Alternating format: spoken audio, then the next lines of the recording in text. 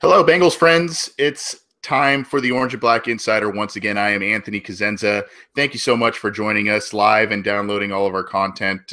We've enjoyed doing this show, and we are live once again Wednesday night to talk all things Bengals, even though it is the off season, and this is kind of the quiet period of the NFL calendar. But that's not to say that a lot of things aren't happening behind the scenes, and obviously, teams are ramping up for free agency, which begins next month, as well as the draft in April after that. So I am joined by my usual comrades in arms, Scott Schulte from Ohio. Scott, how are you doing? Good. We finally have snow again. Been waiting for. Oh wow, great! Yeah, you've got the proper shirt on for it. You got a nice Hawaiian shirt on. Well, actually, I put it on right before the podcast. I'm like, it's snowing outside. We really haven't had snow since Christmas. What really, it just seemed appropriate. We actually got our son a sled for Christmas, and we've had no snow since then. So at the very least, the Hawaiian shirt just seemed like the perfect attire for tonight. I like it. You got Hawaii on the mind, buddy. I like it. Connor, you and I out here in Southern California are actually experiencing quite some odd weather as well, after basically years of having very little rain over the past probably month to 2 months. We've had a ton of it. Are you staying dry, my friend? Yeah, no, it's weird. Like today it was super sunny but really foggy, and like I live really close to the ocean. Like you can see it from my house, but it was so like foggy or misty or whatever, you couldn't see the ocean, even though it was like really sunny out. It was one of the weirdest things I've seen in a while. Yeah, I say rain. Us Southern Californians aren't the toughest when it comes to a little bit. Yeah, it's like a drizzle, but for us, it's like, oh my gosh, I need like a parka because it's raining outside. What is this? Water? I know. We're not used to it. And but it's good. It's good for the state, I guess. They've been saying there's a drought and all that stuff, so there should be no more talk of that from the state after all the rain we've had. Anyways, we're not here to talk about the weather. This isn't the Weather Channel. This is the Orange and Black Insider Bengals podcast, and we're going to start this episode once again with a positional assessment. We've been doing this segment over the past handful of weeks, looking at each Bengals positional unit as they head into the offseason, how they fared in 2016, potential internal free agents that they are facing to lose this offseason, as well as the state of the group in 2017 and what adjustments, if any, need to be made. Now, this one should be a very interesting group to talk about this week, because not only are there two major free agents and the guys who have been their two best offensive linemen really over the past handful of years, there's also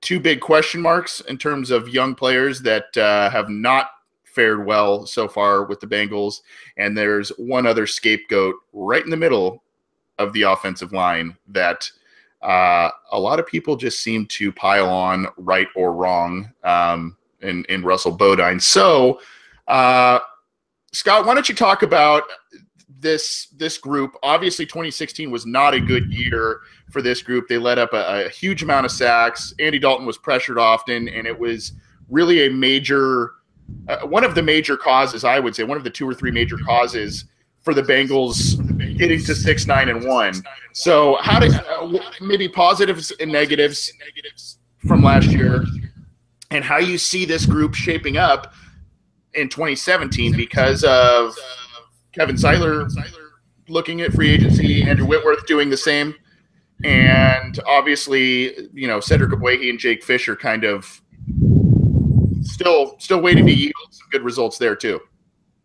Yeah, well, it's kind of interesting you mentioned positive, because as you said, there were very few. It was nice to see that Whitworth, there was some speculation over the last year or two, okay, he's kind of going downhill.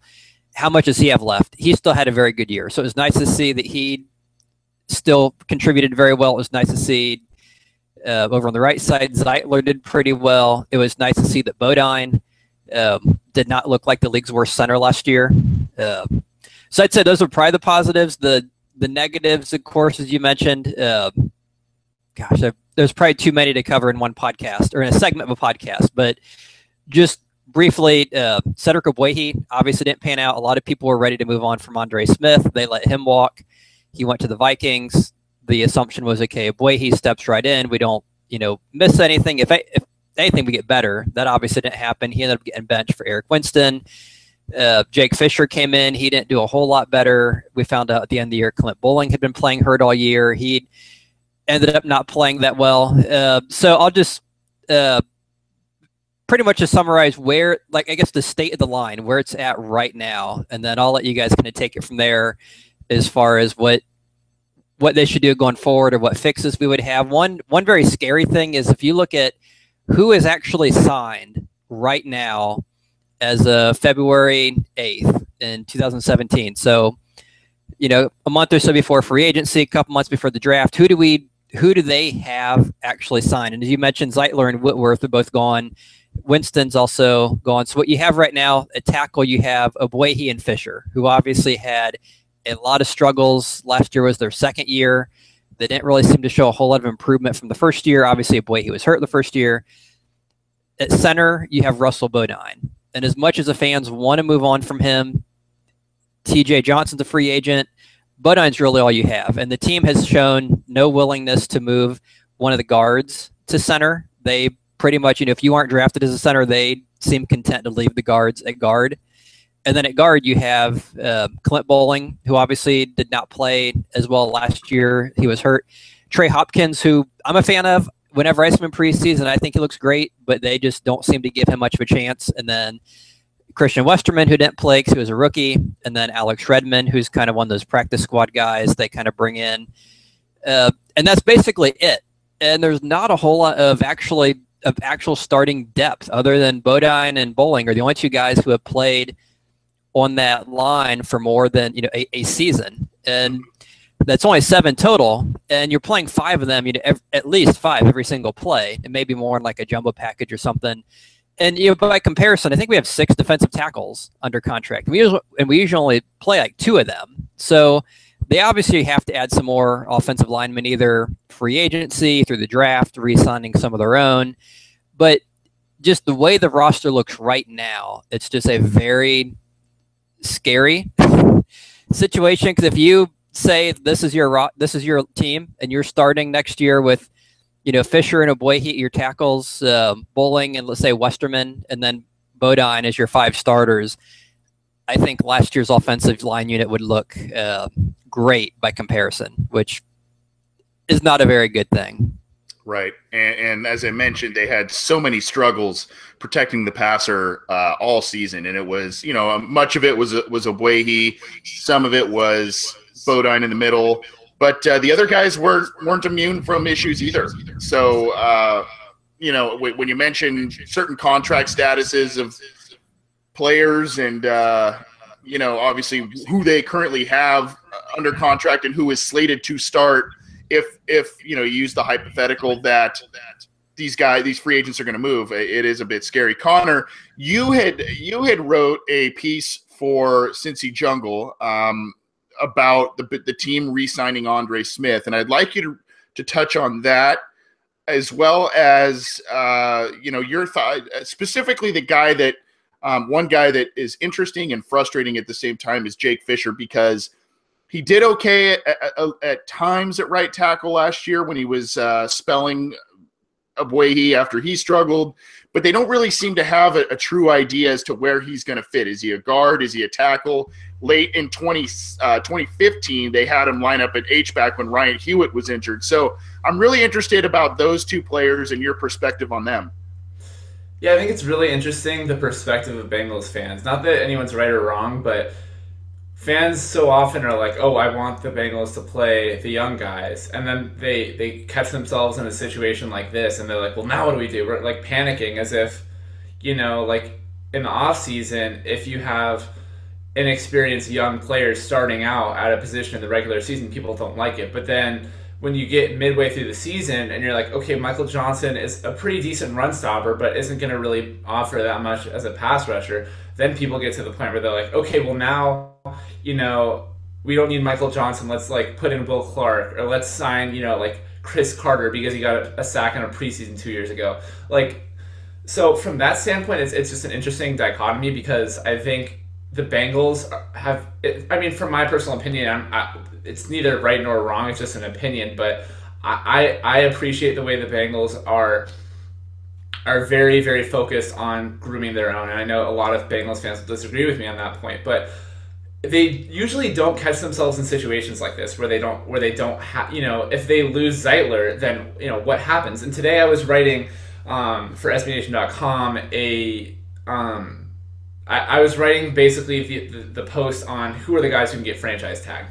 And I was thinking about the Bengals, and there's really three guys who, in theory, could get franchised in Kirkpatrick, Zeitler, and Whitworth, and those are all legitimate possibilities. The Bengals last year paid Kirkpatrick, I think, like $7 or $9 million, and the franchise for corners is only like $4 or $5 million more than that for 1 year. And granted, it's a lot of money, but to keep a guy $4 or $5 million more when you have all that cap space when you're the Bengals isn't the end of the world. And you could say the same thing with Zeitler, say the same thing with Whitworth. I would think Whitworth would be the last of those guys to get tagged because of the fact that he's old and he's probably the easiest guy to re-sign out of those three. Right. But it's an interesting thing to bring up. And in terms of Ogbuehi and Fisher, I, like most fans, probably wouldn't feel comfortable, with both of those guys starting. You hope that one of them at least is starting, I would guess. Unless the team finds a guy in free agency. But and another topic I'll kind of get into, but not really, is the fact that I think now that the Super Bowl is over, most people are going to start talking about this is one of the worst free agent classes we've seen in a very, very long time. You look back to the 2012 draft. The first round of the 2012 draft are the guys who, if they have their fifth-year option, then they'll be hitting the free agency market for the first time this year. And then rounds 2 through 7, as well as the guys who didn't get that option in 2013, are the guys hitting the market. And you look at the guys, and again, it's not a knock to Zeitler, but Zeitler is by no means a superstar, and he's probably he's going to be the biggest get on the free agency market this year. Where last year you look and you have Cordy Glenn, who's a franchise left tackle. You have I wish I had it in front of me, all these guys, but Zeitler's the number one guy, and if you're looking at the Bengals, he's not even the most talented player on the offensive line. It's Whitworth. And, Whitworth isn't the biggest get in free agency because of his age. But it's a pretty weak class. You look at the receivers, Alshon Jeffrey, Terrell Pryor, Deshaun Jackson, Michael Floyd are the top four. I would say Marvin Jones is better than at least three of those guys, or at least was last year. I'd say probably Travis Benjamin last year was better than three of those guys right now. So it's a really weak class. I think there's going to be a lot of think pieces coming out in the near future about that because there just aren't that many big names. And so, it's as fans, we always want the team to spend money and to make these signings. This offseason, I really wouldn't hate the Bengals being pretty conservative, especially considering all the draft capital they have. I think they have like 11 picks in the draft. So I guess to get back to your initial point, there's a couple of things. Andre Smith, I think, would be an awesome signing. We touched on it last podcast. So I won't go way into it, but he's coming off a year where he didn't play because he was hurt. He played probably a couple games, I guess, but then he suffered a season-ending injury. Knows the system. Maybe he kicks inside the guard if that's what if Zeitler leaves. He's not a guy who's going to be pulling a ton, but then again, the Bengals really aren't a team that use a lot of pulling guards, so really wouldn't be a killer thing to deal with. And yeah, I guess that's kind of it. You have Ogbuehi and Fisher. In theory, last year or 2 years ago, 2015, when they get drafted, you hope by this point they're ready and they're starting on the bookends, and that's obviously not the situation you're in now. But I'm not like a lot of fans in thinking that Dalton's going to get actually murdered if you have Ogbuehi and Fisher at the end starting. Grant, I hope Whitworth comes back, and Zeitler too, which Paul Danner Jr. was saying that the chances I think are 30% Zeitler comes back. But yeah, to sum it up, it's definitely not a great situation. You hope both guys come back. Personally, from my own perspective, I think you don't draft high. You trust your guys. That's what you drafted them for. Is you hope they start to make plays as they get older. It took Dre like 3 or 4 years to get really into his rhythm. It took Iloka a couple of years to get into his rhythm. Sean Williams still he's a pretty good strong safety, but I think it was towards the end of the year where he really started to figure it out. So I don't think it's time to panic. I guess that's all I can say. I agree with you, and I agree because there's still obviously Obuehi and Fisher are really entering just their third season, and Obuehi actually is only entering his second true season of playing, just because of injuries. He sat out First most full of off season in the NFL too. Never had a full off season yet. Right. So I see that.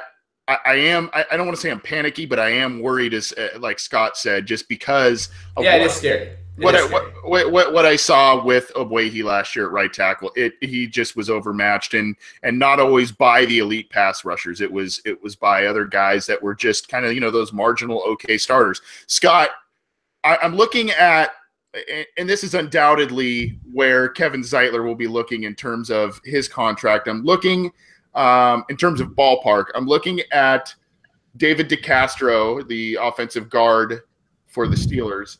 I'm looking at his recent contract extension that he signed last offseason to stick with Pittsburgh. Now, he has a couple of Pro Bowl nods, I think, to his, at least one, to his name. He did miss considerable time as a rookie, but he's ended up being a very good guard in the NFL. So he has kind of the Pro Bowl attachment to him. Zeitler doesn't. Maybe that gives him a little bit of edge in terms of money over Zeitler. But that being said, the contract is basically 5 years, $50 million, $16 million signing bonus, and $16 million guaranteed, and he'll be a free agent in 2022. The initial cap hits, 2016 was manageable, $5.27 million. 2017 is by far the largest, and it's an $11 million cap hit. That's a biggie. But actually 2020 is a little bit bigger than that. That's close to $12 million. But you get the point. And then you look at the Bengals and their cap space. The projected cap space that they will have in 2017 is $45 million roughly. Now, I think most people will say, yeah, Zeitler is, as a player, is worth about that type of contract. He's been he's not a star, as Connor said, but he's a very good player. If you're the Bengals, do you just say, hey, this is the contract, and he is your biggest priority? I know we've talked about off-season priorities on this show before, but or do you say, we've got too many other holes now, whether it's wide receiver, linebacker, where we need to do things in both free agency and the draft, and that potential $10, $11 million cap hit in 2017 could be spread out amongst maybe 2 or 3 different players? I think even if Zeitler, even if the team determines he's worth the money and they feel they have the money, I would be very surprised to see them sign him. And I think part of the reason for that is they just signed Bowling to a much better 5-year, $26 million deal. And typically the Bengals seem, especially when Marvin Lewis has been there, when they have 2 positions, they seem to have a tendency to sign one or the other and not both, with the idea being, we have 2 receivers, 2 defensive ends, 2 whatever. We're going to get one of them under contract, and then the other one we just fill in with, whoever, either a cheap veteran, young guys we bring up. You look at something like defensive end. They tried to sign Michael Johnson years ago when he was franchised. He said no. They turned around and gave it to Dunlap. They didn't want to give it to both of them. They did similar thing with safety. They tried to get Reggie Nelson. He said no. Okay, we get George Aloka. I think we have seen the writing on the wall for Jeremy Hill. They re-signed Giovanni Bernard last year. So I think that precludes that Hill probably won't get extended. And I think that applies also to Clint Bowling. He got that contract for a much better deal. I think they were probably thinking, hey, at the time we lock him up long term. He seems to be getting better. Obviously this year he was hurt. That didn't really work out. But, obviously you're hoping he's healthy. He comes back to what he looked like in 2015. So, okay, we have one of the 2 guards. The other one just becomes Trey Hopkins, Christian Westerman, Alex Redmond, someone we draft or something of that sort. So I think just based on their tendency, which seems to be, we're going to sign one, not both. When we have 2 positions, we already got our one. Therefore, the other one's just going to be, a player to be named later. It would be, I'd be very surprised to see them lock up 2 guys long term. And let's say the deal for Zeitler is something similar to that, 3, 4, 5, 6 years. 8 to 10 million or something of that sort. I'd be very surprised to see them, especially when you figure they've historically, up until Zeitler, they've never really even drafted a guard in round one. They seem to be much more a team that builds from the outside in. They really haven't drafted or put a priority on guards or centers or even defensive tackle. As far as you look at where they're drafted, they tend to be defensive end, and offensive tackle seems to be the big thing for them, receivers, cornerbacks. And we've talked about this before, how they like to, those outside positions mean a lot more to them. And so the fact they've already got one guard, I'd be very surprised to see them grab that second guard as far as a long-term contract. And even if they replace him, I'd be surprised if they used a high pick, first, second, third round. I could see maybe a mid-round pick, and then just someone who comes in and sits on the bench while Hopkins or Westerman or someone fights it out. Although in reality, they'll probably sign a guy for a deal as far as a veteran minimum who will end up being the starter. But yeah, and you mentioned the Bengals preferring those outside skill players early on, and unfortunately, that's not usually how you build a successful franchise. Usually you build from the inside out in terms of quarterback, offensive line, defensive line, and then you get your skill positions from there. Regardless, there's like I said, there's some big decisions that the team needs to make this offseason. Connor, if the Bengals sign Whitworth and Zeitler walks, how comfortable are you with the idea with the two youngsters, Fisher and Abwehi, on the outside, whichever side would be better suited for them, as well as putting Whitworth in at one of the guard spots, whether it's right guard or you kick Bowling over to the right side and Whitworth at left guard? Is that an option that you think could help this line out? If that's the case and Zeitler walks and Whitworth stays, I would guess it's Whitworth at left tackle, Abwehi backing him up. Then you have Bowling, Bodine, Westerman, and you know what? Actually, you could actually be right there. I mean, because the Bengals generally like their guys have experience. Maybe they do kick in Whitworth to left guard, and then you have Abwehi and Fisher at tackle, Bowling, Bodine, and I guess it's Christian Westerman at right guard. So then Clint Bowling would move at right guard. I don't know. I think if Whitworth stays, I think he stays at left tackle just because the Bengals,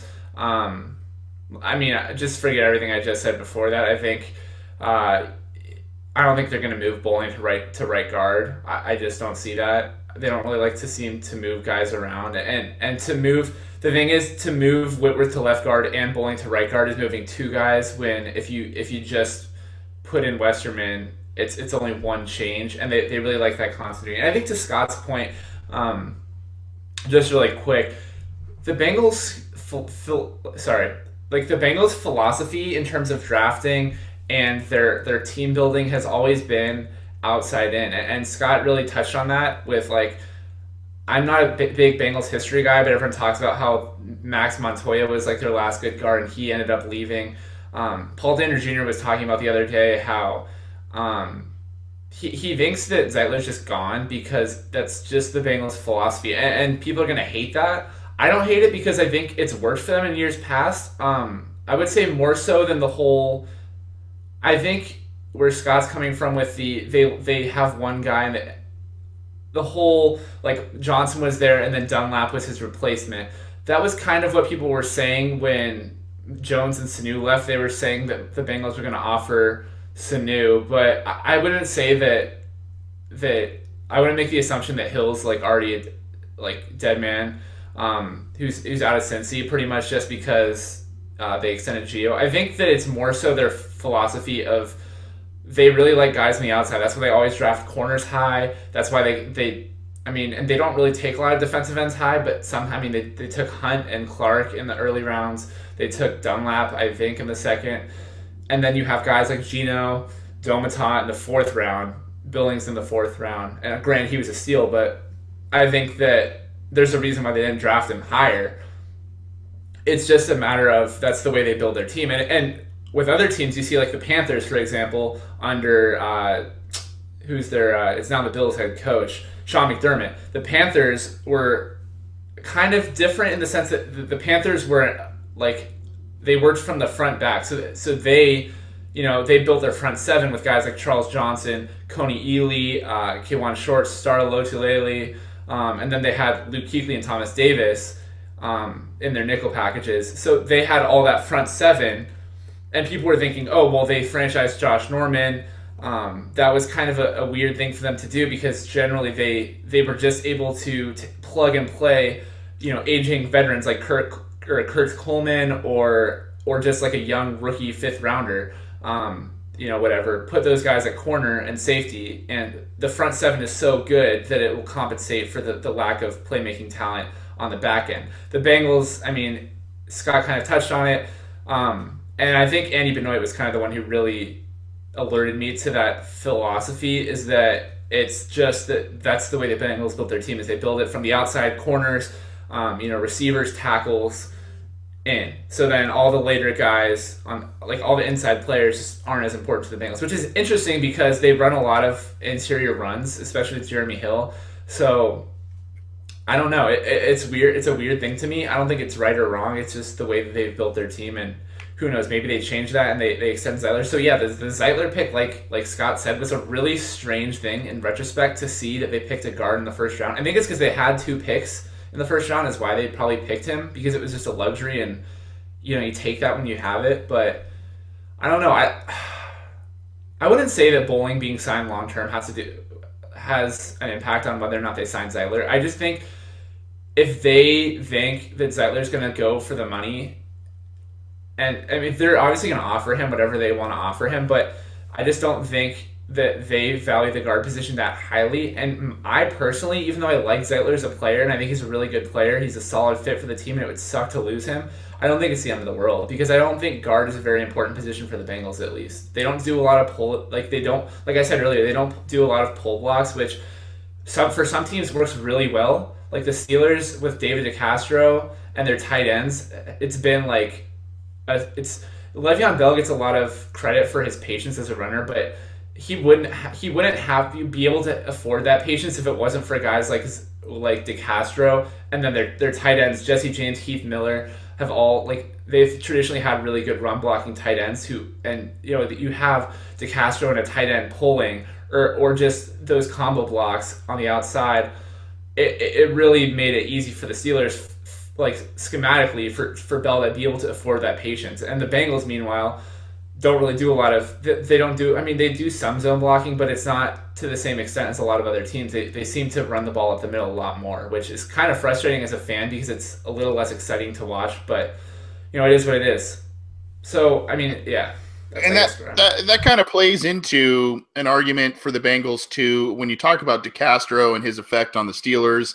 And you look at Marcus Pouncey, their center, who's been a Pro Bowl player. I mean, it kind of plays into the team re-signing Zeitler and the need that they have to they have to do that, and Whitworth as well. I mean, I don't want. It's a fine line to walk because this team obviously has done the deal where they've let these longtime veterans who may or may not have earned their playing time play over these possibly exciting young players that they have on the bench. But I mean, I think at this point, what you're getting from Zeitler. You might get a little bit lesser product from Whitworth just because of the age, but he's still a very good starting left tackle at this point. Here's my thing. I agree with you, Connor. If Zeitler leaves, the Bengals aren't, it's not like dire straits and all of a sudden, they're going to stare at another losing season automatically just because they lose their starting guard. My thing, though, is when you look at last offseason and how the lack of continuity and the losing of certain players that had a great chemistry, mostly on offense, affected this team. Whether it was the coaching staff, the wide receivers, all these players and coaches left, and it really, I think you saw it affect the product on the field. And I don't think the team, and I guess this is kind of the double-edged sword that comes with, quote-unquote, drafting well and developing certain players well. I don't think they can experience another offseason of losing important players. It seems like the coaching staff's going to stay intact, so that's at least good from a continuity perspective. But I just think that the team, with their good players, they need to keep them. And if for some reason they can't, then they need to go out there in free agency and they need to make moves to better their team, because if they lose guys and sit on their hands once again in free agency, that's not going to sit well with the fans, and there's not going to be any tangible evidence of improvement on their team from a 6-9-1 season last year. So to me, especially when you've heard it from so many people, continuity on the offensive line, and the fact when a group plays together for so many years, they know their strengths and weaknesses, they know their tendencies and the game plan. I think it's important that the team keeps that intact, and I think that's why Zeitler is maybe more important than other. If he were to be a free agent in another offseason, it's just that continuity perspective for me. I agree. I think it just feels like a waste of resources at the end of the day. You drafted a guy so high, and it's the same thing with Dre. You drafted a guy high. Zeitler, he definitely, learned he got good like earlier in his career than Dre. But both these guys, you took them high. They've become the guy you wanted them to be. You just can't lose them in free agency, especially this year, like you said, AC. It's just.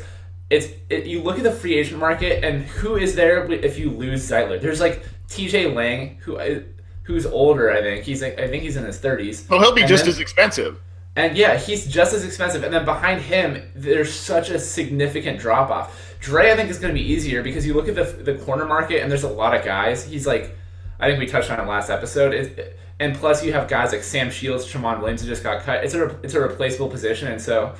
I don't know. I don't think that there's going to be a huge bidding war on corners this year. It's also they don't have like the Josh Normans like last year. They have the best guy in the market is AJ Bouye, who if Pro Football Focus didn't exist, literally no one would know who that guy is. He had one pick last year. So, I mean, I think Zeitler, yeah, like you said, it's so frustrating just to see like these reports that the team is maybe not going to sign. It's just like, why? Like you have the money, and I don't know. I mean, I just hope that he gets re-signed. Yep. And they have the resources, and that's one of the things, unfortunately, that frustrates a lot of people with the Bengals. Scott, did you have something to add?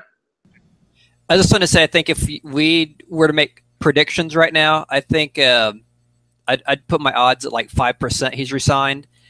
And one example, a guy who comes to mind is using a high pick on a guard that they let go was Eric Steinbeck. Yep. They did the exact same thing with him. I think it was 2003. I think he was the first pick in the second round the year they took Palmer. Yep. Played guard, 4 years or whatever, played through the rookie year, and as soon as he was done, he was gone. And I'm sure they made some effort to sign him. At the time, it didn't seem like there was a very strong effort. And I think it's just, they, as we've kind of hit on, they just don't seem to put a big emphasis on guard or center. I know they were very desperate the year they got him. He was a top guard. He'd kind of fallen to them at the beginning of the second round. They had a huge hole at that spot. They grabbed him. He kind of filled that for a few years, and then his time was done. They're like, okay, we're not paying the money. Off he goes. Which is kind of weird because you look at their strategy, and I know you hit on this too, that they insist on running the ball. They don't necessarily play to the strengths of their team. They played, a certain philosophy that here's what we want to do regardless of what we have. And they seem to run a lot of plays where they really need good guards and good center play. And if you have, an injured Bowling, you have, who knows who they're going to have at right guard. And Bodine at center, you're going to have Jeremy Hill running into defensive tackles again. So, yeah, it'll be interesting to see what unfolds. Yeah, and just for reference on that Eric Steinbach stuff that you were talking about, number one, I think a lot of people kind of raise their eyebrows and saying, well, why aren't you re-signing this guy? He's a valuable player. At the time, the team actually spent a ton of money on offensive players. They had given Palmer a huge extension. They gave extensions to Levi Jones and Willie Anderson. They signed Bobby Williams. And then I don't know this for sure, but they may have given Rich Bram at some point a smaller contract extension. So they actually invested a lot of resources. Unfortunately, it was just Steinbach was the guy that they said, well, we just can't we can't afford this guy based on, the two good tackles we have and other players on the line. So unfortunately, that was one of the better lines. When you had Levi Jones in his prime, you had Steinbach, you had Rich Bram, you had Bobby Williams, you had Willie Anderson. That was one of the best lines the Bengals have ever employed, and one of the better ones in recent memory. But you're right. It's part of a history, and we've seen history repeat itself a little bit with the team. They seem to devalue the positions of guard, tight end, even though they have used a couple of first-round picks on some recently. That's been a position they have not used high resources on in recent years for the most part. And then safety is even one until last season that they didn't really value all that high, especially in terms of high draft picks and things of that nature. So anyways, that's the positional analysis of the 2016 and 2017 Bengals offensive line. What do you think, listeners? You can get in touch with us in a variety of different ways. This was a great segment. We talked about a lot of different things, and we appreciate some of the feedback in the YouTube chat, as well as all of you that are tuning in live. You can check us out live on Cincy Jungle every Wednesday night, as well as on YouTube, and join the YouTube chat there. You can get in touch with us on Twitter at BengalsOBI, or via email, the obinsider@gmail.com. And you can download all of our content if you can't join us live on iTunes, SoundCloud, as well as our YouTube channels. Leave some feedback, leave a rating. We love to hear back from you, and we love to interact with a lot of the people who are involved in this show, because it is about you guys, the people that are tuning in and checking out our content. We appreciate that. Moving on, guys, we have a new Super Bowl champion, and unfortunately for some, it's yet again the New England Patriots. They've been to 7 Super Bowls in Bill Belichick's tenure since he took over in, I believe it was 2001. They've won 5 of them. Tom Brady has 5 rings. And, at this point, this is probably the greatest dynasty ever in the NFL. And Tom Brady is now being talked about as the best quarterback in the NFL. What's also being talked about is the epic collapse that the Atlanta Falcons surrendered. They were at one point up in the third quarter, I believe 28-3. And somehow the Patriots came roaring back and really, I mean, it made the game a lot more fun to watch. But for those that wanted to see Atlanta win, it was kind of a bitter pill to swallow there. Still, not only in the game itself, but in those teams' pathway, either regular season, postseason, there were a lot of things that other teams could learn from both of these squads. And, whether it's personnel, whether it's way to operate, that sort of thing. I want to get your guys' thoughts on this, because obviously now the Patriots are kind of seen as the pinnacle of NFL success and how to run a team. Atlanta has now they've lost their offensive coordinator for them, unfortunately. They have a head coach who seems to have rejuvenated that team, though. Scott, I'll start with you. If you were to look at the Falcons and the Patriots, what is one takeaway that the Bengals should grab and run with in 2017? I would say, I guess if I was going to come with one takeaway, it would be, do not do what the Falcons did on third down. That was just absurd. I went back and charted it. I was trying to look for something to mention on the podcast as far as the Super Bowl.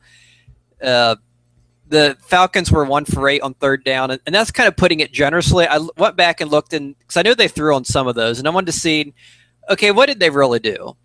They threw on every single third down attempt the whole entire game. And that just gets to be, if you're the Patriots and that's all they're going to do, it makes covering it a heck of a lot easier. So I'll just give it a quick rundown. Third and first through their third downs. 3rd and 5, begin the first third down they had in the game. Pass, they get sacked. Next time they have a third down, 3rd and 3. So shorter, more manageable. They pass the ball again, they get sacked. Next time, 3rd and 6, go for a pass, incomplete. Next time, 3rd and 4, again, they go for a pass, incomplete. But they do get a penalty. It led to a first down. They're one third down conversion all game by penalty. Next time they had third down, it was 3rd and 11. It was kind of the end of the half. There was killing the clock. So, okay, that one they get not a pass, but they get a waiver on that one. Second half, first third down, 3rd and 1. You need to figure 3rd and 1. You've got to be able to make, some point you have to run the ball, especially as well as Devonta Freeman's running. And you have a pretty good offensive line. You can get a yard, right? I mean, your third down conversions passing have done nothing. They followed the Marvin Lewis school of halftime adjustments, obviously, and didn't make any. They go back for a pass again. That was the infamous fumble that led to a Patriots score. Next time they have the ball, 3rd down. Granted, it was 3rd and 23 this time. Again, they go back for a pass. But there was a penalty, so they get another chance. It was they only got 9 yards, so it was a short pass, wouldn't have converted. So they get a second chance, 3rd and 33, passes incomplete, and then near the end of the game, obviously they're playing comeback. They're trying to get the game-winning score, so 3rd and 6, and they throw a pass incomplete. But that's 9 different plays. Every single one of them was a pass. At some point, and a lot of fans like to grumble about the Bengals because sometimes they run in situations that don't make a lot of sense, where it's 3rd and 5 and they run Giovanni Bernard on a little draw play for 4 yards or something. But at least they're mixing it up. And that was the one, I guess the one takeaway was just the very predictable play selection on 3rd down, and how there was just no I don't know. You'd think there has to be someone in the headset, either the head coach or a coordinator or someone just saying, hey, we have to do something different. Every time we throw on 3rd down, they know we're coming. They get pressure. We just have to do something different. So that'd be my one takeaway is you have to have, for the Bengals going forward, please, mix it up. Please make sure you have folks who are employed, who are on your sidelines in your box, who are telling you these kind of things. Hey, we need to change this. This isn't working. I don't know if they were getting sidetracked with other issues. They weren't thinking about it, or they just had such a good passing game. They figured, well, we have Julio Jones. It really doesn't matter what we do. Whatever it was, it didn't work. So that would be my one. Their takeaway to have is please do not sign number 34 as a free agent. Brian Poole for the Falcons struggled all night. But, oh man, yeah, he had a tough night. But I'd say that those would be my 2 takeaways for the Bengals going forward. Okay, Connor. I think the one thing I took away the biggest from this game is that so many people were underestimating the Patriots defense, and people were writing them off because, they played like an easy schedule, whatever. Okay, well, they played 16 games.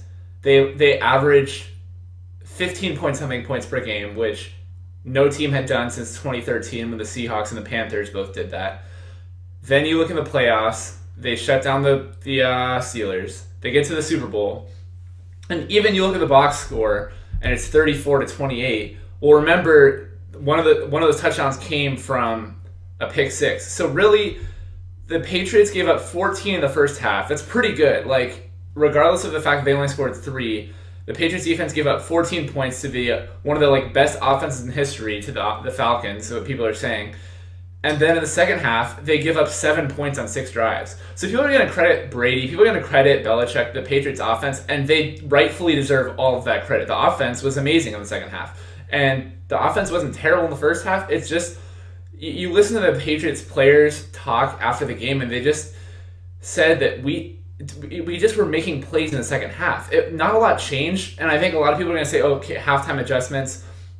I don't know. I'm one of the very few Bengals fans I feel that I think Marvin Lewis was telling the truth when he said he thinks that halftime adjustments are just they're just journalism jargon. I think that good teams are prepared for the whole game, and they obviously make adjustments as the game goes on. But it's not like Belichick really changed his strategy at halftime. I mean, the Patriots defense just made plays when it had to make plays.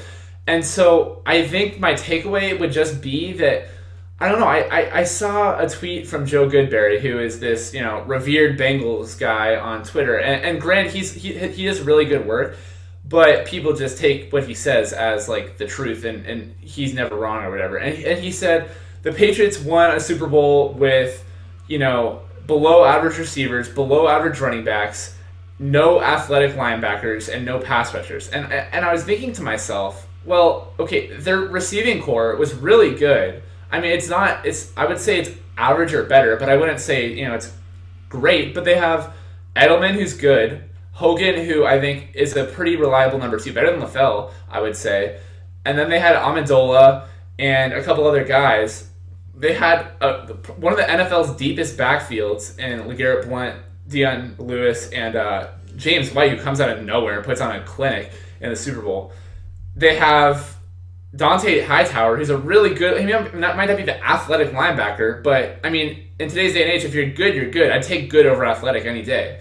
And then you have, you have Jabal Sheard and Chris Long, who, I mean, they manufactured a pass rush without those big names, and I think that's worth mentioning, is that it was good coaching. But I don't think that it's one of those things where you have to either have a good quarterback or the most elite defense in the world. It really is, more than anything, it sounds so cliche, it's a team effort. I mean, it's from top to bottom. The Patriots just made plays when they needed to make plays. We saw in so many Super Bowls, especially the Giants games, plays just didn't go their way. Edelman and Welker had, I think it was Welker that had a bunch of huge drops in one of those Giants games. Early in the game, Brady wasn't Brady wasn't bad. It's just his guys weren't, they had a couple of dropped passes. LeGarrette Blount really couldn't do anything on the ground. Dion Lewis wasn't really making any sort of an impact. And they didn't really change a lot in the second half. The plays just were made. Brady was on fire all game. The receivers made a lot of really good plays in the second half, and the defenders just you got that strip sack when you absolutely needed a strip sack. You get the stop even though the Falcons recovered an onside kick in your own territory. It's just those plays, and it's just a mentality. I think my biggest takeaway is that winning the Super Bowl is so much more than just people. We're always talking about, okay, well, what do the Bengals have to do to win a playoff game? And it's not that they're so far away, but it's just such a feat to actually win a Super Bowl. You have every single thing has to be clicking, and it was just so impressive to watch that game because the Falcons played a good game. I mean, the second half they really did collapse, but Julio Jones had a couple of amazing catches. Devontae Freeman slowed down, Tevin Coleman slowed down, and the game plan just wasn't really. I think hindsight's 20/20. It's a lot easier to criticize the game plan now than it was during the game. No one was really complaining, it seemed like, about Shanahan's play calls during the game. But I think it shows that from top to bottom, it takes so much.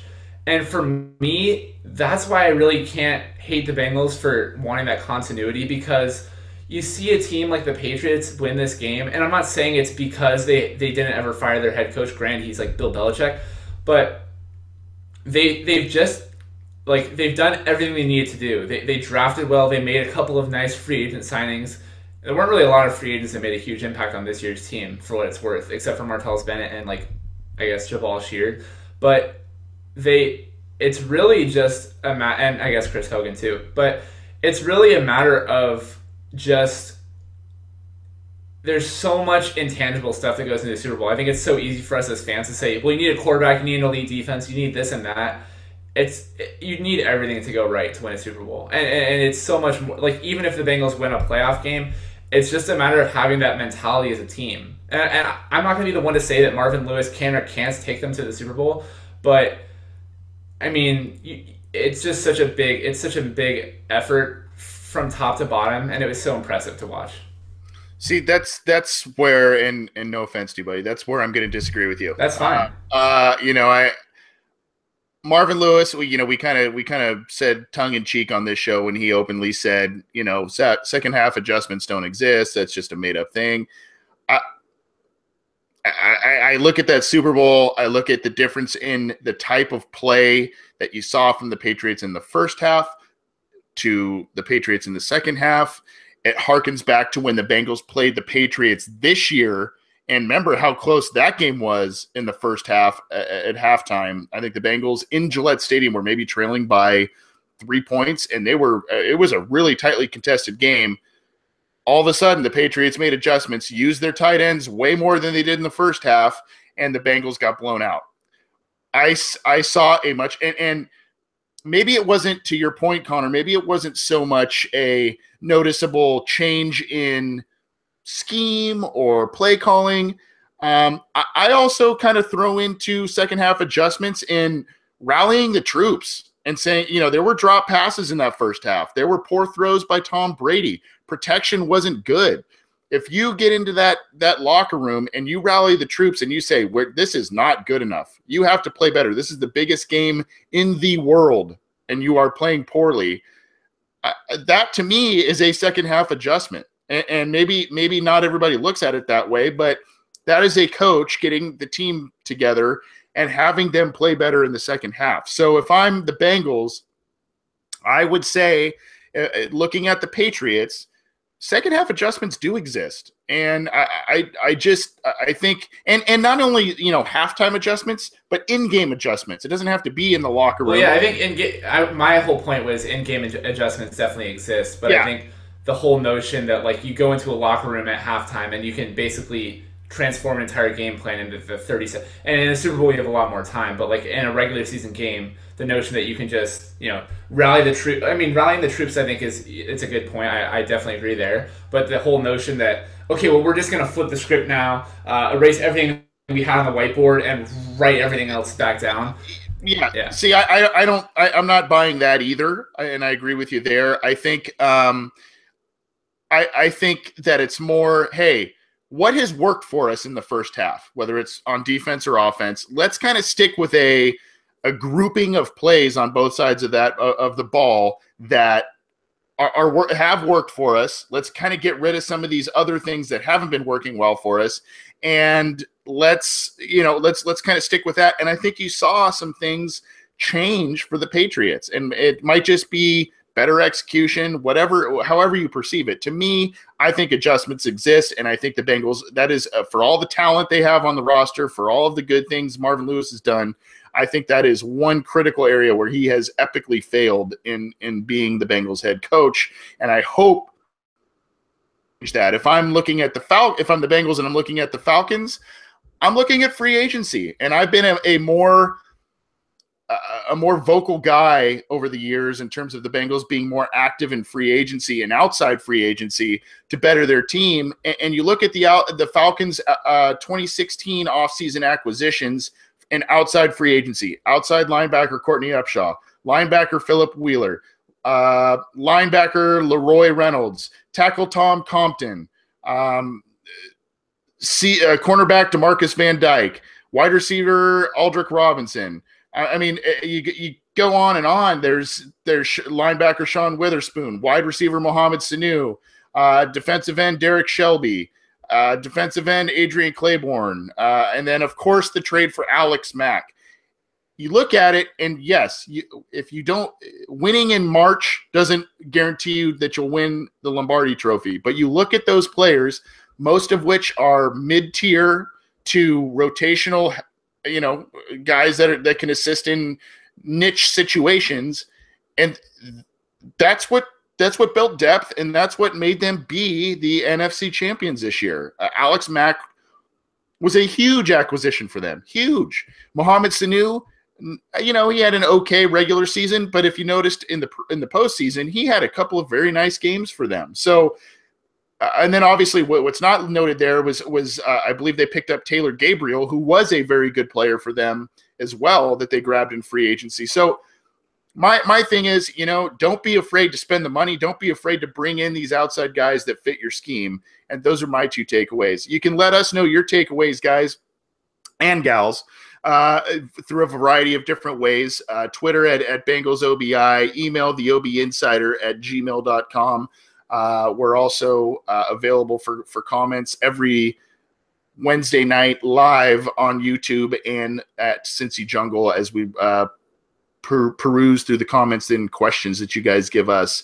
So we appreciate that, and we've already got some tonight that we're going to close the show with. So that being said, guys, we've got a couple of different questions, both in the YouTube chat as well as one that was sent to me via Twitter. There's a couple of different questions. We can't get to all of them. I don't think we're running a little low on time. I guess we will go with this one, and I'll start with you, Scott. One of the commenters in the YouTube chat asked about PJ Dawson and if he will ever get a chance. And this will segue nicely into our next fan question. But your thoughts on PJ Dawson? Do you think he deserves a chance? Is this kind of one of those Carlos Dunlap isn't practicing the right way and it's hindering the team, or is he just not good enough? I mean, he was given a pretty high – I know he fell to the end of the third round, but he was given a pretty high grade. So you would think, coming out of college, obviously, multiple people thought he was a pretty good player. He was, for as little as experience as he had at linebacker, I think he played something like wide receiver when he went to the junior college, transferred to TCU, was kind of new to the linebacker position, was, very good playmaker. Bengals drafted him, and the report seemed to be that he isn't as disciplined as they want him to be. He's kind of more of a freelancer, kind of a guy who's just going to go make a play and not so much worried about the scheme says I stand here. Instead, I'm getting out of position. But that being said, the one discouraging thing I think is when they put him on the practice squad, so they had to put him on waivers. No one picked him up to add him to their active roster. So that kind of makes you think, okay, obviously maybe there's something that, as fans, we aren't seeing day to day, that other teams are seeing that are looking a little differently. So that's the one discouraging thing, although I still have hope for him just because I was really high on him when they drafted him when he was a prospect, because when you watch his game tape, preseason and college, granted, that's obviously not NFL, typical, week 1 through 17 is not a regular season game. But when you watch him play, he does make plays. He is a good player, and it kind of reminds me of he might be taking the Vincent Ray route where he was undrafted, but his first 2 years he really didn't play very much. He got in, I think, maybe 3 games his first year, and got in more second year, but really didn't contribute much, was more of a bench warmer, special teams kind of, we'll throw you in and just kind of here and there. But then his third year really took off, really had a chance to become a contributor, got in much more regularly. Once he kind of got in the scheme, the Bengals were like, yep, this is a guy we want. So the hopeful thing for PJ Dawson and for people who would like to see him get a chance is maybe he's taken that route that, okay, he's had his couple years to kind of get in the system, to make the coaches say, okay, we really think this is our guy. We're ready to go forward with him. So I think this is going to be his make and break year. If he doesn't get on the field much and, if he starts out low on the depth chart, doesn't get a chance in training camp, I think he's probably done as far as the Bengals are concerned. I'm not ready to write him off yet just because they do have a track record of guys taking a slower route. I think Connor had mentioned Drake Kirkpatrick earlier. I mean, gosh, he's first round pick, and I think he was 3 years before he became a starter. So there's still a chance. Until he's officially off the roster, I'm still kind of – there's a few guys like him and Jake Kumara who I'm expecting someday. Yeah. And I agree with you. I think that PJ Dawson was probably my favorite pick of that draft class. I had high hopes for him. Very instinctual player, made a lot of good plays at TCU when he was in college. There was, I don't want to say character concerns, but there was just some dumb young kid type of actions on his part that, some coaches didn't like in his past. I think he slept through meetings and, other stuff like that. And I think some of that has trickled over to the Bengals.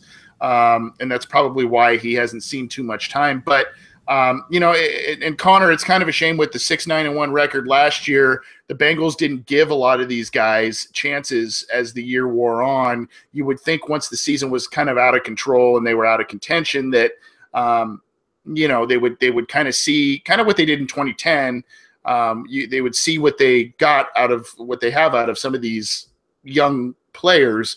What are your thoughts on PJ Dawson going forward? I mean, first of all, really quick, I disagree in that sense in that I think a lot of guys did get to play later on the season. Nick Vigil played a lot in nickel packages. Darquez and Josh Shaw both got snaps. You saw. I mean, the Bengals tried everything on the defensive line, especially in nickel. With they re-signed Wallace Gilberry because they had played, Will Clark, Marcus Hunt, all these guys inside and outside. They still couldn't get any sort of a pass rush. Deshaun Williams saw some late snaps late in the season, and granted, it wasn't probably as much as many fans would hope for. But and then even on offense, you have Jake Fisher, Cody Core, and Tyler Boyd getting snaps. So I disagree on that and from that point. But in terms of PJ Dawson, I mean, let me just read you his scouting profile because, okay, all the goods, we all know he was a good player in college, but weaknesses, okay, there's certain things about football or whatever, but then the non-football, scouts are, quote, very worried about his personal character and say he's not beloved within the program. Questions have been raised about his commitment to the process, and then just straight up not a film studier. An AFC West regional scout, he's an early round player without any question, but you don't have to dig around very deep or very long to realize that his personal character is going to be a major issue for some teams. My grade will be 2 rounds later than just the talent grade. It has to be factored in. And then another scout, just to be fair, says, I'll make sure he stays alive in our building because he's just that good. So I don't think that it's... And people are going to say the Bengals are being unfair by not letting him play. But I mean, if a guy's not studying film, which, if he's not studying film, none of us know whether he is or not. But it's very easy for fans, I think, to make assumptions of what a guy is or isn't doing. If he's not studying film, I don't think he should be on the field. I don't think most fans who understand the game would think that a guy should be on the field if he really isn't studying. That's your job. What else are you doing for the 6 days between your games? So, I mean, I don't know. I hope he gets a chance. I hope he earns that chance. I don't think the Bengals should just say, okay, well, we drafted this guy in the 3rd round, and whatever that draft was. Yeah, let's put him on the field. I think if he earns his chance, he earns his chance. And that's why you see teams like the Patriots, and fans always are like, oh, well, watch this guy go to the Patriots and become a great player. The Bengals are one of those teams that really is able to get a lot out of guys who don't seem to have a lot left to give. Adam Jones has been retread and comes to Cincinnati and has a great career. Terrence Newman is like 35 when he's still making plays for the Bengals, and then you have guys like Burfict who fall completely out of the draft because of concerns that scare scouts and teams, and now he's a superstar. And I mean, there's still, obviously he's not perfect, but if PJ Dawson isn't watching film, I mean, it's hard for me to, and again, the Bengals he passed through waivers, didn't get claimed by a single team last year. So teams are very, very scared of that, or else they wouldn't. Someone would have claimed him. Like 1 of 31 teams would have claimed him if teams weren't afraid of that. So I think it's very, very, very naive of fans to just think that, oh, well, this guy got drafted, how he should play. Because we really don't know anything going on behind the scenes. And I'm sure if the Bengals beat writers had the permission or knew what was going on, that they would say that. I don't think the Bengals are trying to cover that up or anything like that. I think that if someone saw, Paul Dawson's sleeping in his car while everyone else is at practice, which again, that's completely made up. No one say that. Like, it's just an example. But if something like that's going on, I don't think any fan would actually want him to play. I think it's just right now, okay, well, we drafted him high, and he's made a couple of plays in the preseason, so let's see him play. But in all reality, none of us really, really know what's going on. Yeah, I mean, I feel you. And obviously, coaches want to see players do things the right way. Well, I also don't think it's just them trying to make an example. I think if he isn't studying film, he's not going to be good in a game. Like if you have concerns with a freelancer, I mean, if a guy's not watching film and he's a guy who's labeled as a freelancer, he's going to mess up like on at least one play in the game. Right, and we don't know if that is for sure the case. That was the college tag on him, and we don't know. We've heard a couple little things, maybe that missing meetings and stuff like that.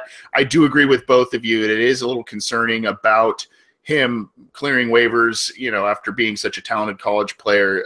The one thing I can say is just I hope that after being released and spending time on a practice squad with a team, I hope that's kind of a gut check, a reality check for the guy. If he isn't studying the right way, if he isn't preparing the right way, I think we all can agree the talent's there. Especially when you look at his college tape, he can do a lot of different things that could help the Bengals out. But if he's not prepping the right way, and not just not going about it the right way, but it's not going about it the right way, and it's now affecting him on the field as a pro player. That's a different designation there. then obviously, the Bengals obviously know something we don't about the situation. But at some point, I would like to see him get some extensive time and kind of at least see what you got from him. I mean, you spent a 3rd-round pick on him. He was a talented college guy. At least see if he can hold his water as some sort of contributor on the Bengals defense. Let's close up with this one very interesting tweet I received from Andrew Wayne Torres. He's at Cincy's very own. He said, "Can I have your opinion on my first mock draft? Thanks." Now I know I'm pretty familiar with a handful of. He's got a 5-round mock, and obviously I'm kind of familiar. I'm pretty familiar with about, and he did things with the compensatory picks. Those were included there. So in a 5-round mock, we're looking at 7 picks. I would say, personally speaking, I know quite a bit about maybe 4 of the picks. But I wanted to get your guys' thoughts on this, both player and position-wise, okay? So, Scott, I'll start with you again. Here's the rundown, okay? 5-round mock, 7 picks. Number 1 at number 9 overall, Reuben Foster, linebacker out of Alabama. 2nd round, Marcus Williams, safety out of Utah. Round 3, Tyus Bowser, edge rusher out of Houston. Number 4, and this one's round 4, the first pick in round 4, and this one's pretty interesting to me. Kareem Hunt, the running back out of Toledo. And then the other 2 picks in the 4th round, Josh Reynolds, wide receiver from Texas A&M. Terrell Basham, defensive end out of Ohio. And then another guy I know pretty well just from being more of a local player, DeMonte Kazee, cornerback out of San Diego State. Any thoughts on that? Either the certain players that stick out to you, value, and how this particular person prioritized positions for the Bengals? Well, it was definitely a defense-heavy draft with those top 3 picks all being defensive end, or not defensive end, but on the defensive side of the ball. One thing I thought was kind of interesting was I am a huge fan of Jamal Adams, the safety from LSU, who I don't think is there at number 1. But that being said, it was seeing Marcus Williams in the 2nd round is interesting. I think Marcus Williams, and I still need to do my research on draft stuff. Thankfully, I have a couple more months before the draft. I think he's more of a free safety. I think he had a ton of interceptions the last couple years, which I would not be opposed to. I thought the second safeties were better in Cincinnati when we had Nelson at free safety and Iloka could play up a little more. It seemed like this year, because Sean Williams had some coverage issues, especially early in the season, they just were out of position a little bit. If Marcus Williams was to be a free safety, kind of replacing what we had with Reggie Nelson, we could put Iloka back up a little closer to the line. I'd have no objection to that. The other thing I thought, just 2 other points that were interesting. Kareem Hunt seemed like an interesting one. I think he goes like 5'10", 208, and he's a pretty good receiver. So he's kind of a Giovanni Bernard. Right. So it kind of makes you want and you could see, okay, if Rex Burkhead's leaving, but I'm not sure if they use a 4th-round pick on a backup for Gio since they just re-signed Gio. Plus with Hill there. Granted, Hill may only be there another year, but I do think that'd be, unless they see something in, a way they could utilize both Gio and Hunt at the same time. But the one I thought was the most interesting was Terrell Basham, the defensive end from another guy from the MAC, which the Bengals don't tend to draft too much from the MAC, but he's kind of a guy that I've seen kind of rated everywhere from as high as the 2nd to down to the 4th or 5th, and part of it is because he is from the MAC. But he was Defensive Player of the Year. He seems to be a guy who gets a lot of pressure, really gets at the quarterback. The biggest knock on him just seems to be that he plays in the MAC. But, you get good guys from everywhere, and Jason Taylor, who's a Hall of Fame caliber guy, I think he went to Akron. So he just made the Hall of Fame. Yeah. It's like, not saying that that this kid from OU would make the Hall of Fame, but still, that there's not to say, okay, because you see guys from like Troy and Kutztown State and these places who end up being really good players. So I don't think that just because you're from the MAC, there's a reason to knock him, but he's what the Bengals need. They need a pass rusher. They need a defensive end, and he seems big enough that he could play more than just third down. So without knowing the guys in as much detail as I think we'll know in April, other than the Hunt pick, which was kind of interesting, and obviously I don't know all the reasoning behind why the picks were made, I thought it was very interesting.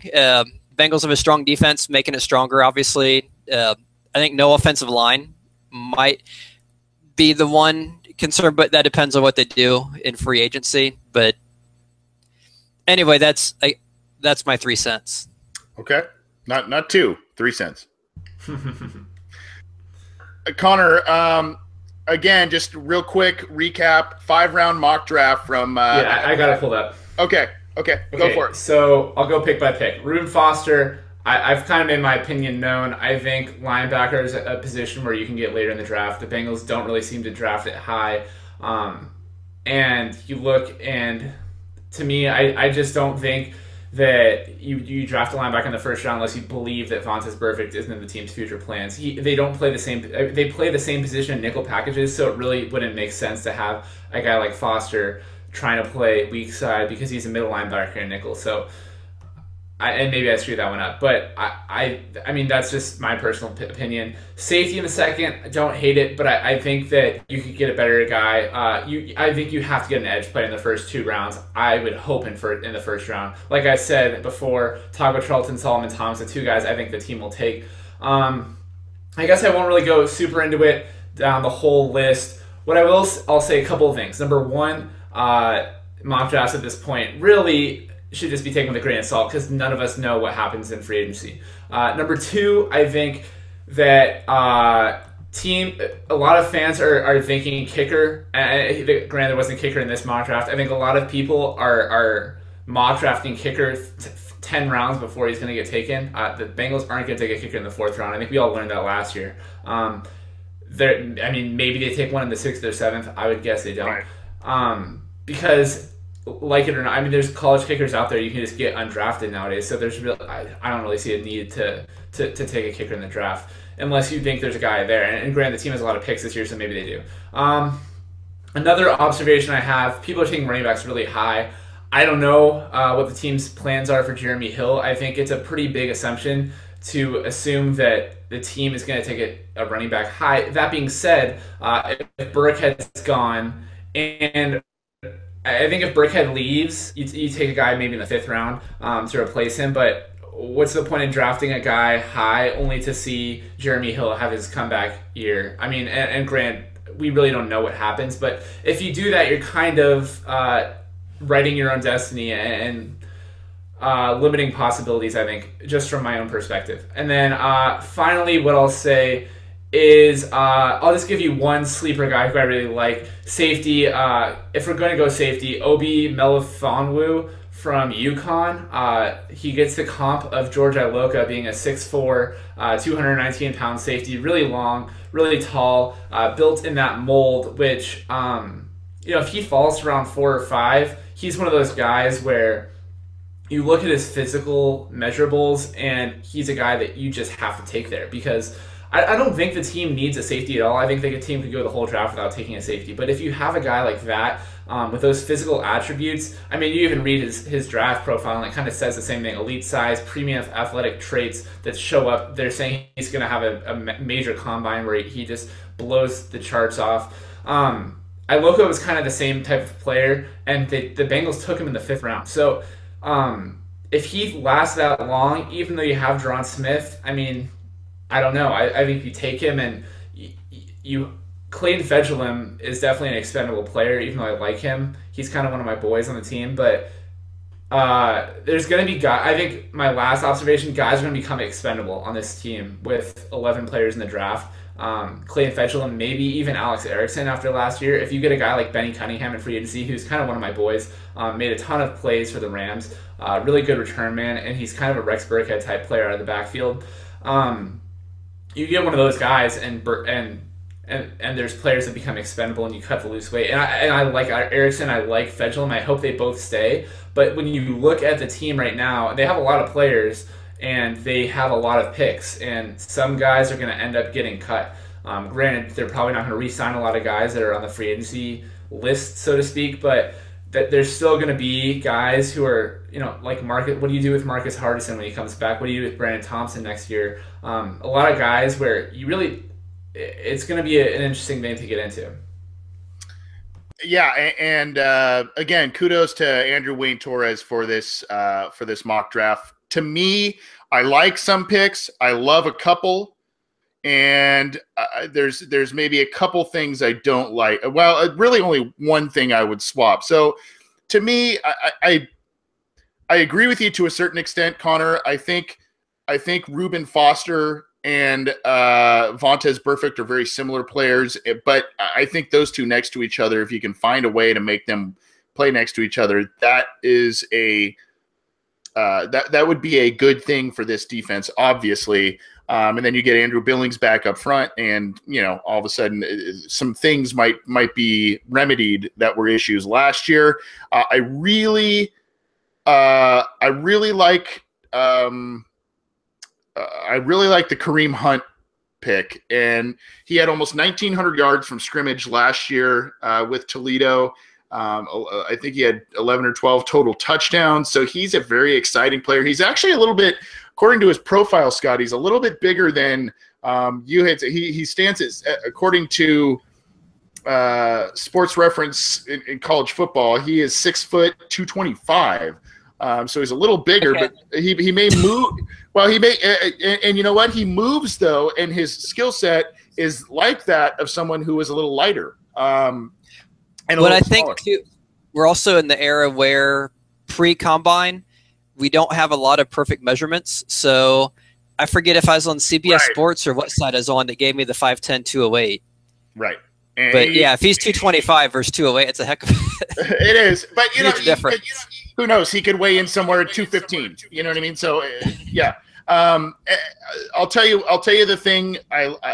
The pick I like the most is this DeMonte Kazee cornerback in the 5th round from San Diego State. That kid had 15 interceptions over the past 2 seasons, 8 last year, 7 the year before. He just knows how to play. He's small. He's only about 175, 180 pounds, but he knows how to play, and he really reminds me of the kid out of Vanderbilt. His name escapes me right now. He's a slot corner. He played for the Packers and played for the Chargers this last season. I can't think of his name for some reason, but he just knows how to make plays. He knows how to get in the right position. Very, very exciting guy. He's got some speed, but I think especially if the Bengals are facing losing Dre Kirkpatrick, whatever's going to happen with Adam Jones happens.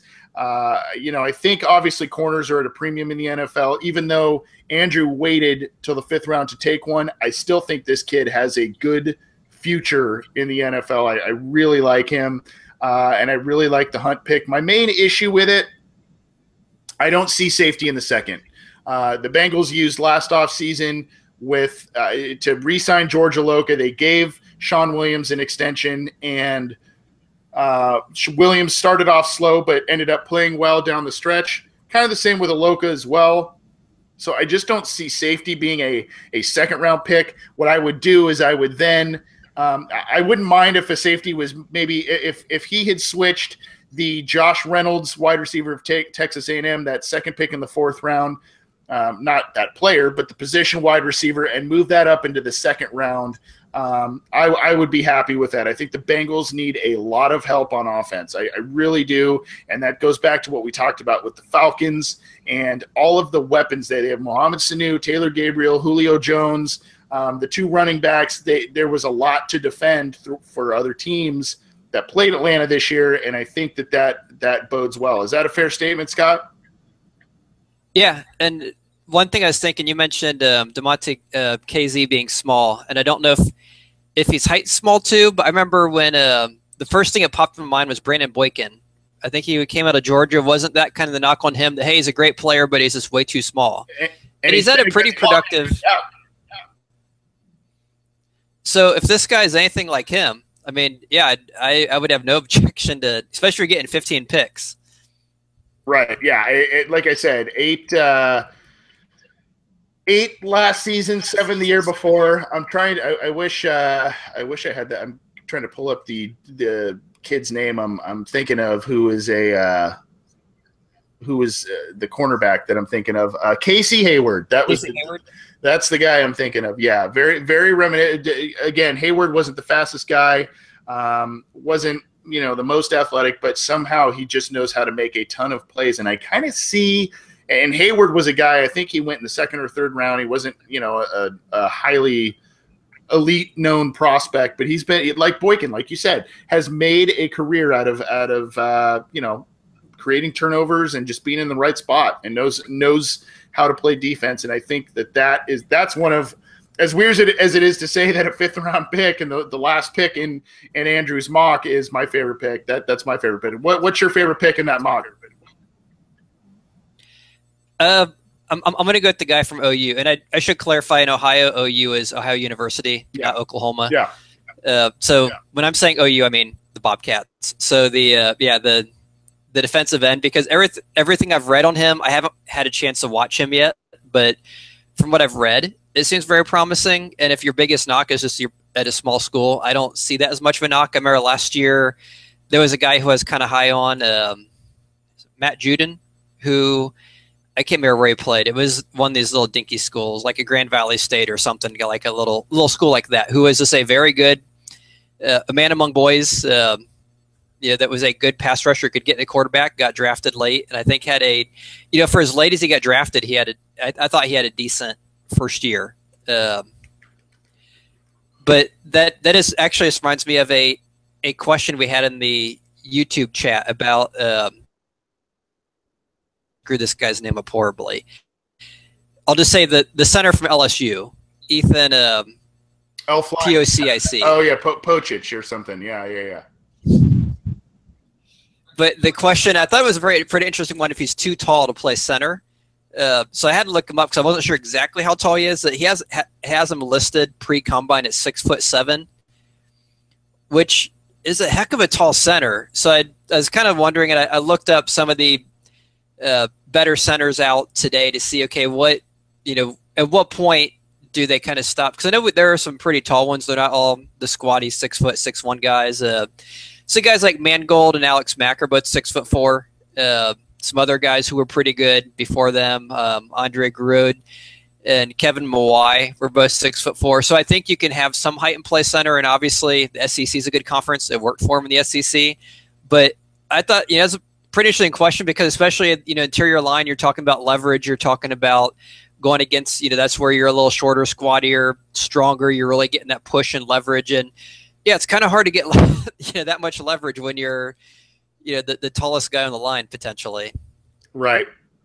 Yeah. There was a comment in the YouTube chat earlier about, it was kind of tongue in cheek about let's move Whitworth to center. And if you can imagine a 6'7", 330-pound center, that's not, that's not really normal protocol in the NFL. You know what, Scott, I know we want to get out of here, but there was one more really good question in the chat, and it's from Chris Dill.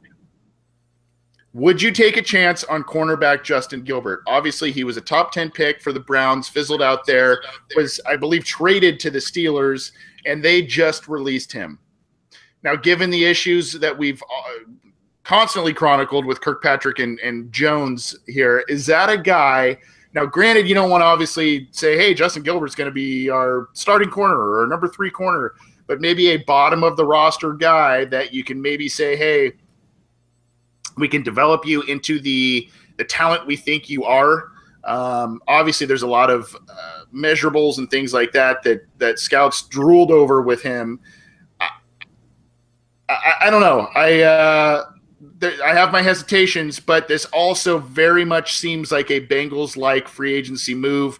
Former high pick, they can get on the cheap and try and develop low risk, potentially high reward. What do you think? I'd say yes for 2 reasons. One, after all the players the Browns have taken from us over the years, we mentioned Eric Steinbach earlier, Andrew Hawkins, Frosty Rucker, et cetera, it'd be nice to take one of their players. And like I said, obviously he was not with the team for all this year. He ended up with the Steelers. But I I think the one advantage he would have here versus the teams he has been at in his career so far is we don't need him. He's a kind of a luxury. He's a guy you can sign to a very minimum, prove it deal. Here's a 1-year league minimum contract. It's better than bagging groceries or whatever. I don't know what else he'd be doing. But if you look at the alternatives, hey, we're going to give you this. We don't really need you. We have, although depends on what happens with Kirkpatrick, but in theory, you have Josh Shaw, possibly Dre Kirkpatrick, Dirkwise Denard, William Jackson III. So he's a guy that, you bring in, you kind of sit him on the bench. One of the things you tend to hear about the Bengals that I would hope is true is that they seem to have a pretty good, strong locker room, strong leaders. They don't take a lot of crap from players. That if he comes in, if he's lazy, not paying attention, has no interest, they could say, okay, you're gone. We're not really out anything. It was a cheap deal, probably very few guarantees. And it's not like they're so desperate at cornerback they have to keep him, have to play him. They obviously have other options. And it kind of reminds me of some of the things they've done before. They've had other high picks who have fizzled, who they've brought in. There's a couple of defensive ends. Derek Harvey, guy who was drafted by the Jaguars. I think they brought him in one summer, tried him out for a couple of weeks. I think DeMontre Moore was a guy out of Texas A&M who was a higher pick. They brought him in for a try and kind of let him go. There's another guy, I think it was from LSU, and it's going to drive me crazy what his name was, but kind of a similar situation. He was a higher pick, highly regarded, didn't work out. They brought him in for a while, tried him out for a month or two. Jamal Anderson? Yeah, well, okay, he was another one. There's another guy. Whoever he is. Sam Montgomery. Is that what you're talking about? Yes, Sam Montgomery. Yeah. Okay. Yeah, so they have a track record of bringing guys in like that. Taylor Mays, he's seventh round, they got him for a seventh rounder. He was a high pick, got some playing time. I think Terrence Newman was mentioned. Obviously, he was a lot older and much more productive. But yeah, I mean, this is the kind of thing they look for: is who are these very cheap, very good bargains that we can bring in and just see what happens. And if it turns out that this guy turns it on and wants to play in the NFL, you have at the very least, a backup or a special teamer, and at the very most, you could have a guy that could even be your Dre Kirkpatrick replacement, heaven forbid, or a guy who is at least out there contributing on defensive snaps somewhere.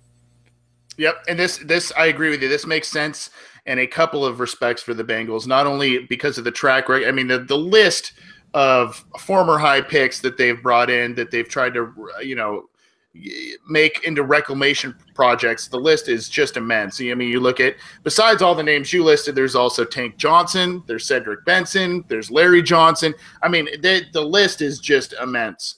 And sometimes it has worked out very well for the team. Sometimes it's worked out, even if temporarily, hey, that was an okay little pickup. It was cheap, and the guy gave us a couple plays, and that was great. Other times it has not done well. Even if it was a cheap deal, they either didn't make the roster or, there's a litany of names that we can list off in that respect as well. The other facet that makes sense with Justin Gilbert to the Bengals is they love either by their own drafting or another team's drafting. They love first-round secondary players. They love. I mean, granted, the two safeties they have now are not, but they had Reggie Nelson, a former first-round player, in the secondary. They had, you mentioned Newman, who was a former first-round player, Kirkpatrick, Adam Jones, Darqueze Dennard. They've got William Jackson III. They love these first-round players in the secondary, and Gilbert would be another one. Now, I don't know if he necessarily fits their defensive scheme, but he's got immense athleticism, and that he could be had for cheap, and it just totally seems like a Bengals signing. My one concern, and Scott, if you were on Twitter, you would have seen this. Wink, wink, nod, nod. Joe Thomas. Yeah, Joe Thomas, obviously future Hall of Fame tackle for the Browns, caught wind of the Steelers releasing Gilbert, and he made some sort of comment as well. this is the pattern that occurs. I don't have the exact quote in front of me. Basically, this is the pattern that occurs with a player that doesn't love football. So that's a little concerning, to say the least. And obviously that wouldn't bode well for the team getting a good dividend from a guy like Gilbert. But, it would be a low risk, high reward type of deal. And I think most fans would be for it. And, it wouldn't really cost the team that much money, I don't think. But great question, Chris. Appreciate it. Let's close up. We've gone a little long, Scott, and I know it's a little later for you on your end. Any final thoughts before we get out of here? Actually, two. One, I've been giving this some thought today, and I really think since you're kind of like our head or the leader of our little podcast, and since you have the really cool mesh hats that seem to be very popular during the presidential campaign that we just finished up a couple months ago, that I think you need to release a order banning all fan questions for a couple weeks so we can stop and have a good review of how we're going to look at these fan questions and really make sure we're getting good, legit fan questions in. And the best part's going to be the media storm that comes after that. That's right. That's right. I'm looking forward to seeing all the hate come towards you. So I think that's going to be pretty awesome. Awesome. Well, thank you. I appreciate that. Outside of that, on a positive note, I will say my UD Flyers are 18-5, so they're in first place. And thankfully, we did not do anything crazy like the St. Bonaventure VCU game, which anyone watching, that was a pretty absurd thing. And it almost reminds me of the Sam Weish comments about the guys throwing things on the field about, you're not in Cleveland, don't do crazy things. And you probably don't follow too much A-10 basketball, but St. Bonaventure was playing at home, losing the whole game. VCU's the tournament team. They'll probably be on a 7, 8, 9, 10 seed, not a number one, but a decent tournament team. They're playing at home, have a chance to upset them, hit a three-pointer end of the game to win the game. The fans, the student section storms the court with a second still on the clock. Refs called a technical foul on them. VCU makes the free throws and wins in overtime. So for all the so I guess the one thing I want to close with, what I'm leading to with this is, as good or bad as your day may be, at least you're not feeling as you're probably not feeling as bad as St. Bonaventure was, or the students were after that game. Well, I don't know what's worse, man. Hearing students do that, or seeing college and pro football players toss the ball back in celebration before they cross the goal line, as they are potentially scoring a touchdown, and it ends up being either a turnover or something of that nature. That's pretty brutal, man. I love when those are called non-touchdowns, though, because it just kind of sells the point that, hey, hang on to the ball.